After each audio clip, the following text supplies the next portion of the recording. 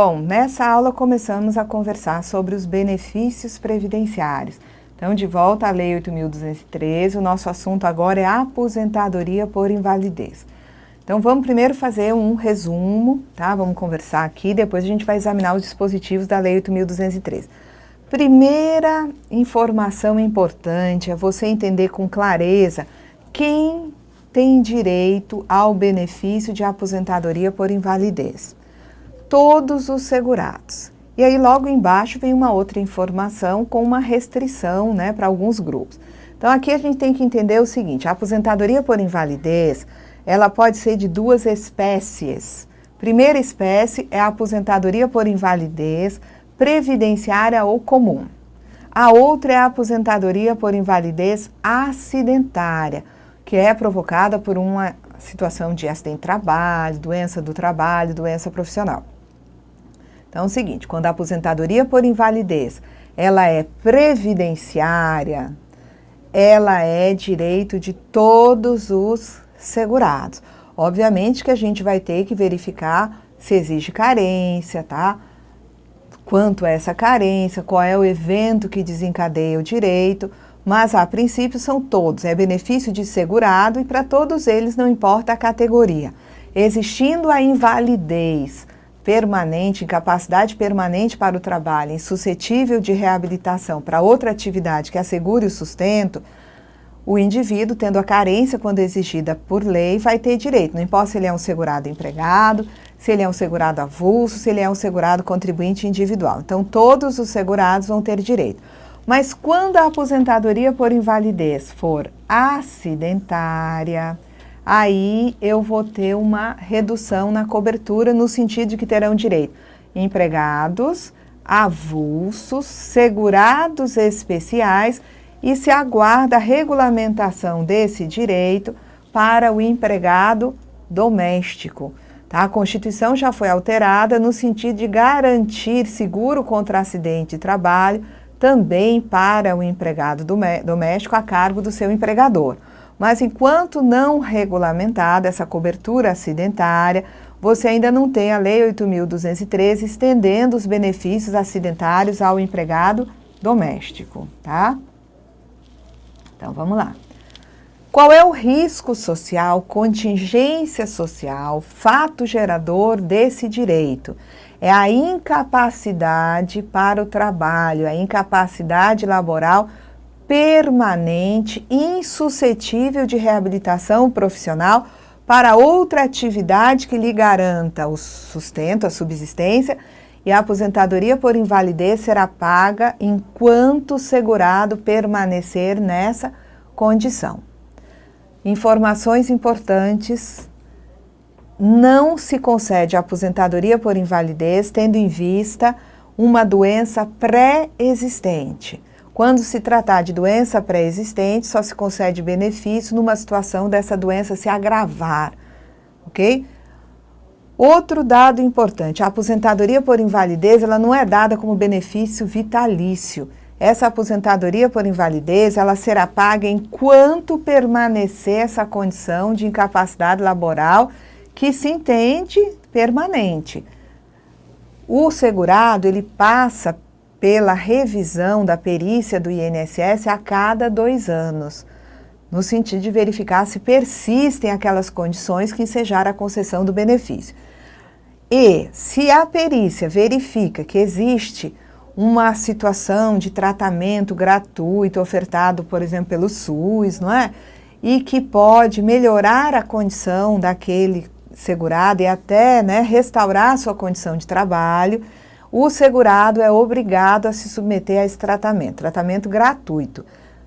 Não pode esse tratamento envolver cirurgia ou transfusão de sangue, porque cirurgia e transfusão de sangue o segurado não é obrigado a fazer, ok?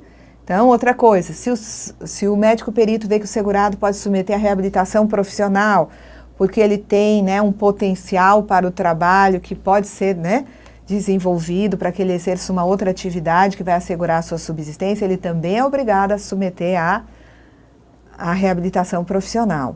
Quando os segurados vão para exame da perícia médica do INSS, eles podem se fazer acompanhar por médico particular, desde que o segurado pague esse médico, né, particular. Vamos lá. Carência. Tem carência? Tem carência. A carência é de 12 contribuições, mas se for um segurado especial, 12 meses de atividade rural no período imediatamente anterior ao requerimento, ainda que de forma descontínua. Mas existem casos onde se dispensa a carência. Quais são esses casos? Os acidentes de qualquer natureza, sejam eles acidentes comuns ou acidentes de trabalho, e aí se incluem também as doenças do trabalho e as doenças profissionais. Também dispenso a carência as doenças graves. Nós temos uma lista de 14 doenças graves.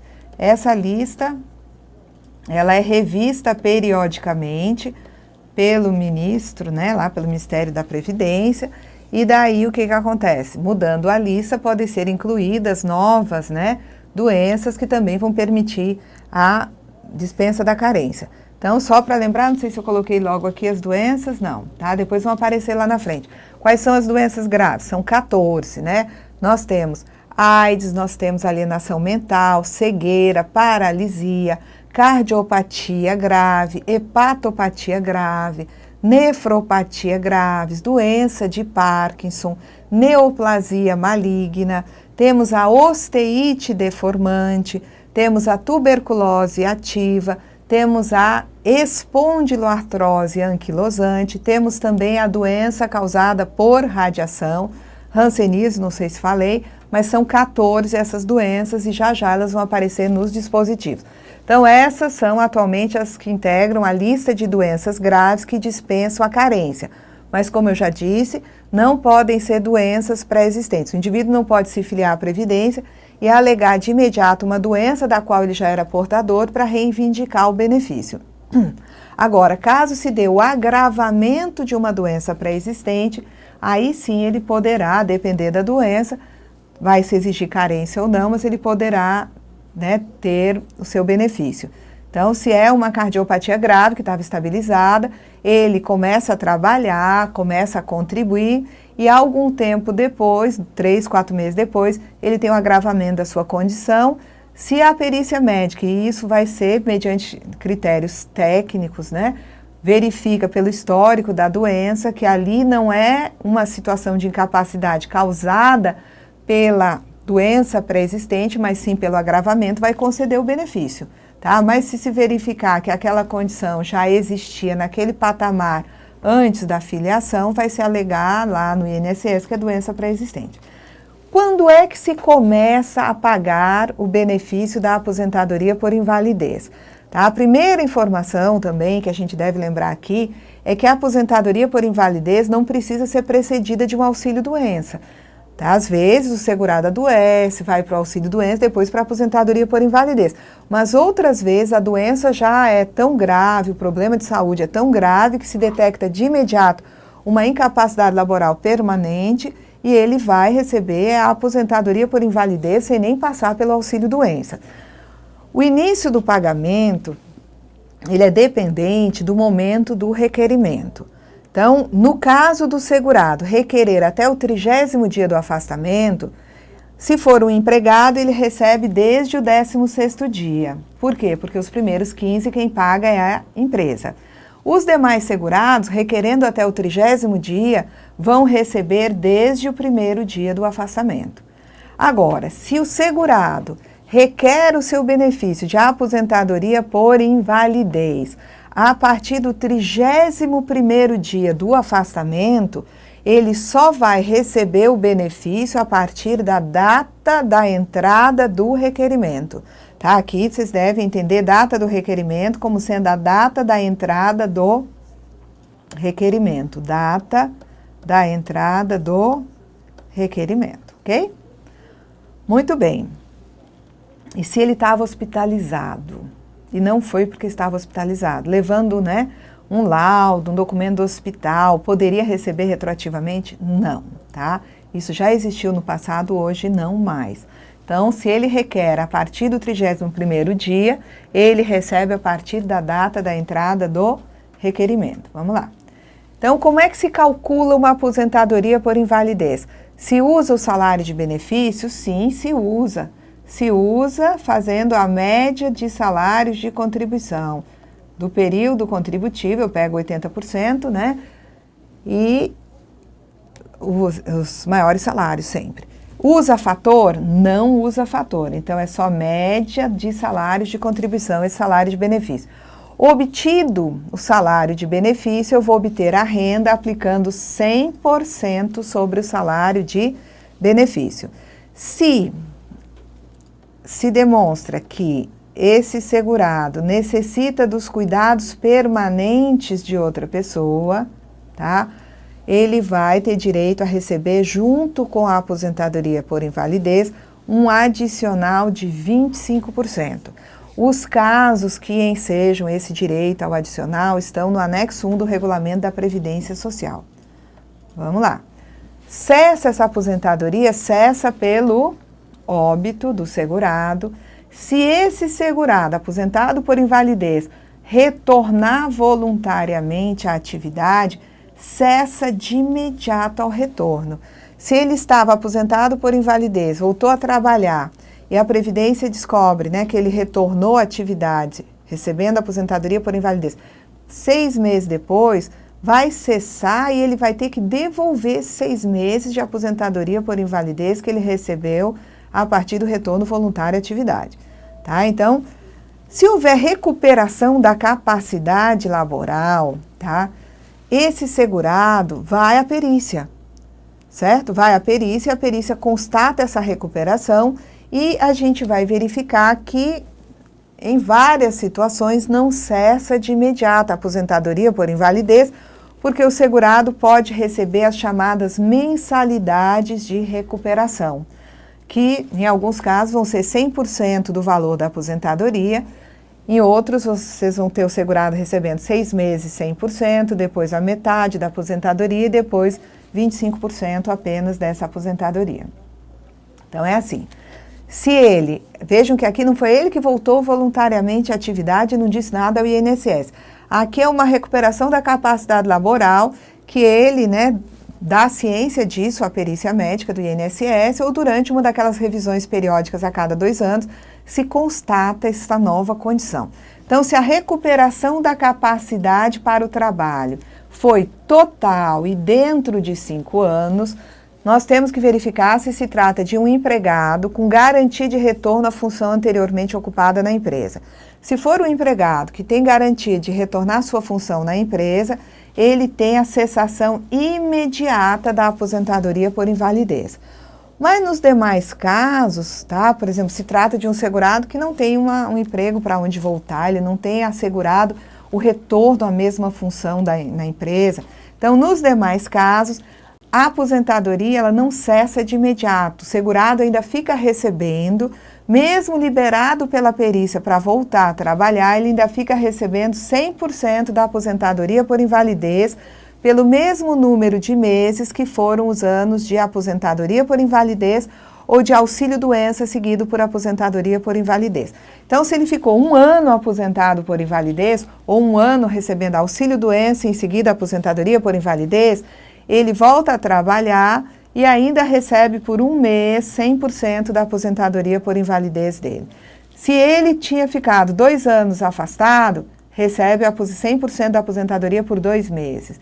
3 anos afastado, ele ainda recebe por 3 meses a sua 100% da aposentadoria por invalidez. Se ele estava aposentado, ou como eu disse, auxílio-doença mais aposentadoria por invalidez, logo seguido, né? Por 4 anos, ele recebe por 4 meses. 5 anos, 5 meses. Isso para o caso de recuperação total e dentro de 5 anos. Mas se for caso de recuperação da capacidade de trabalho parcial, ou então essa recuperação foi após 5 anos, e após 5 anos, gente, ela pode ser total ou parcial. Ou então, tá? Então, recuperou parcialmente, aí não importa o tempo, ou após 5 anos, ou é um segurado declarado apto para atividade diversa da que anteriormente exercia.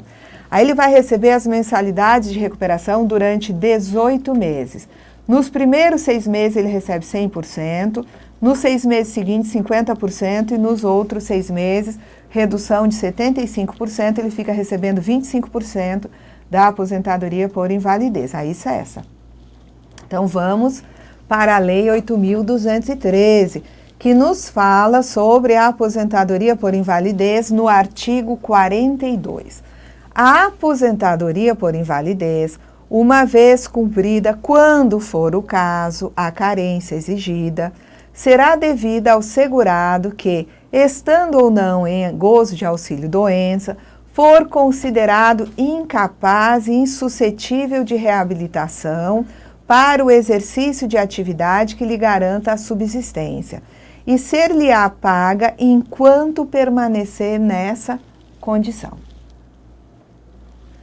A concessão da aposentadoria por invalidez dependerá da verificação da condição de incapacidade mediante exame médico-pericial a cargo da Previdência Social, podendo o segurado, às suas expensas, é ele quem paga, fazer-se acompanhar de médico de sua confiança.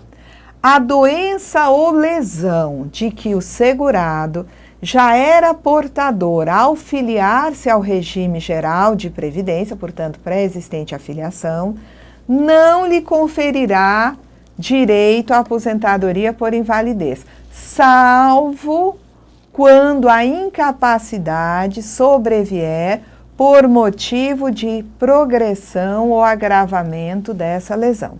Então, doença pré-existente não dá direito ao benefício, doença pré-existente à filiação.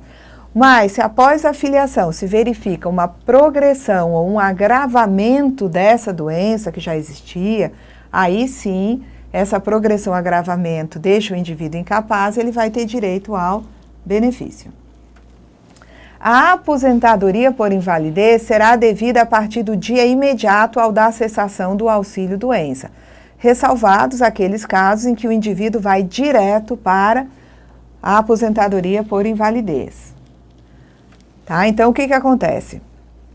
Se a perícia médica, tá, inicial, logo a perícia médica inicial, já constatou a incapacidade total e definitiva para o trabalho, incapacidade total e definitiva para o trabalho, a aposentadoria por invalidez vai ser devida.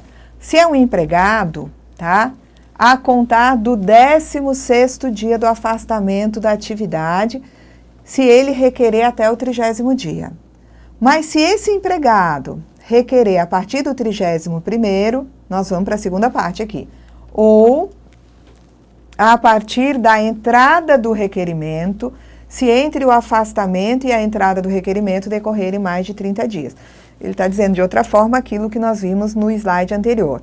Se esse empregado requer seu benefício de aposentadoria por invalidez até o 30º dia, ou seja, entre o primeiro dia do afastamento e o do requerimento não transcorreram mais de 30 dias, esse empregado vai ter direito a receber a sua aposentadoria por invalidez a partir do 16º dia, tá?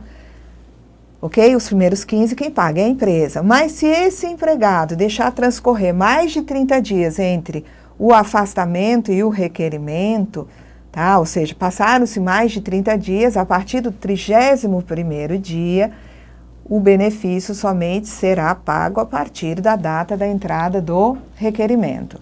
No caso dos outros, empregado doméstico, avulso, contribuinte individual, especial, facultativo, que não tem empregador pagando os primeiros 15 dias, vai se pagar a aposentadoria por invalidez, ela, né, será devida a contar da data do início da incapacidade, tá? Ou da data da entrada do requerimento.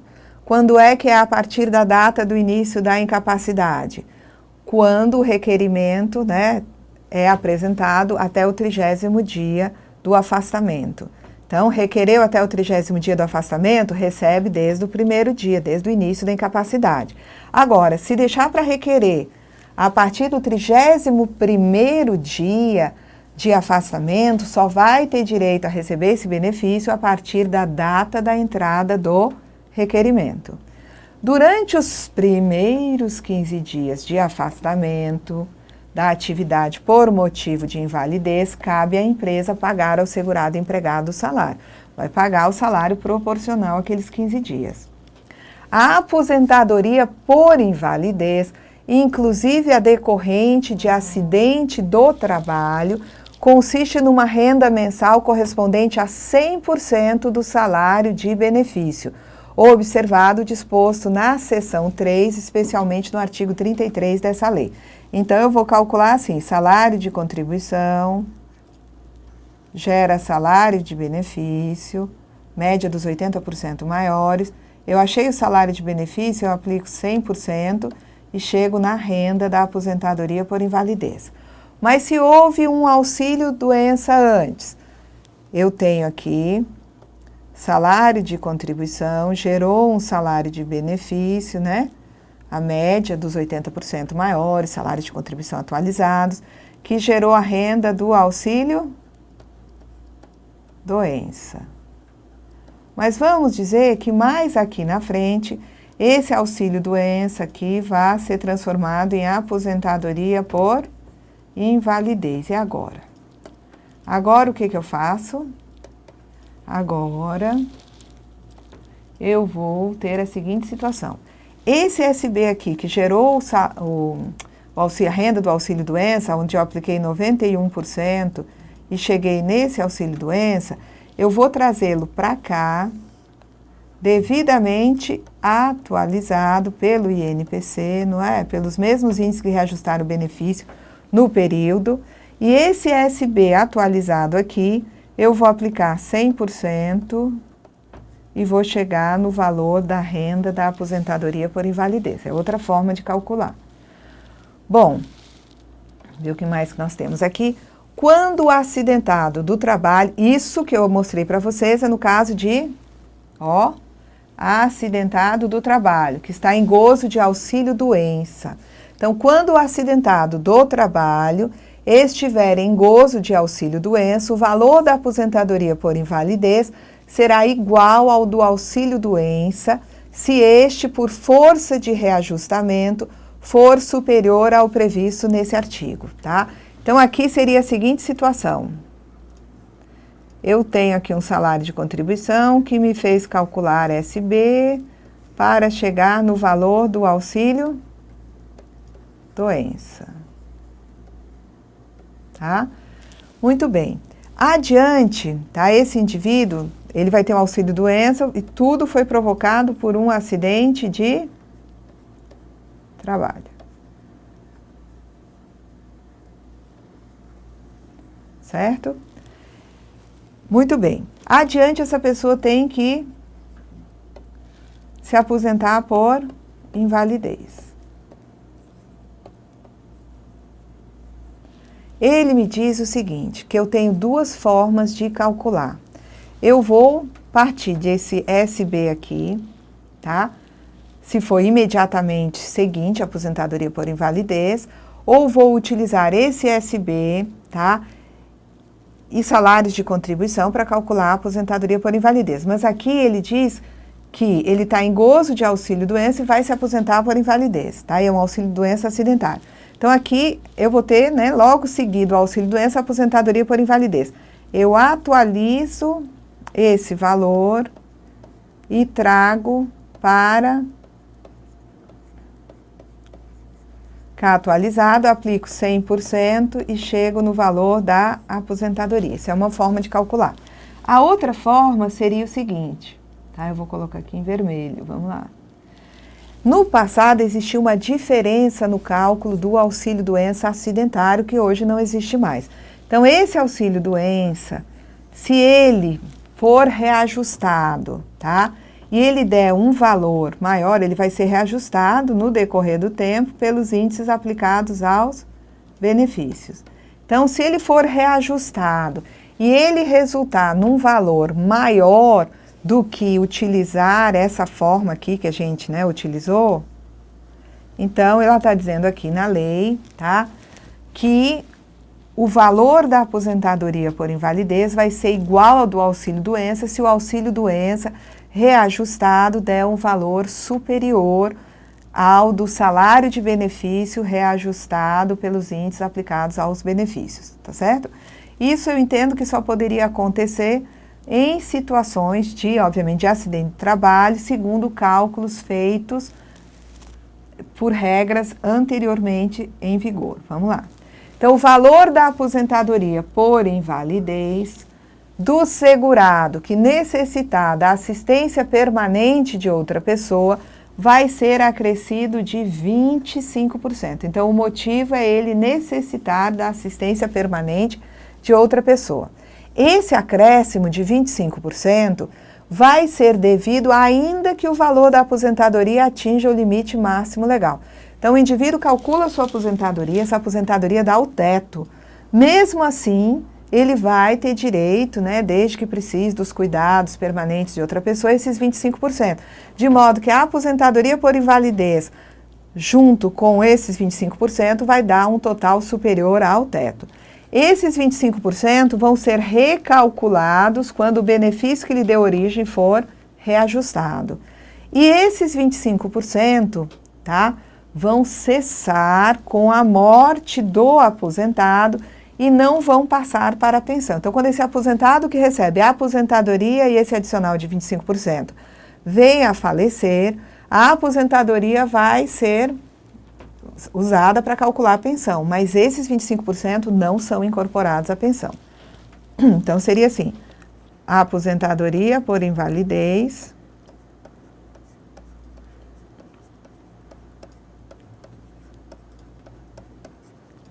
mais 25%. Aí aqui, no caso de óbito, isso aqui vai 100% para a pensão. 100%. Mas isso aqui, gente, não sei se está dando para vocês verem aí, não vai para a pensão. Os 25% não vão ser incorporados à pensão. O aposentado por invalidez que retornar voluntariamente à atividade terá a sua aposentadoria automaticamente cancelada a partir da data do retorno. Isso nós já vimos.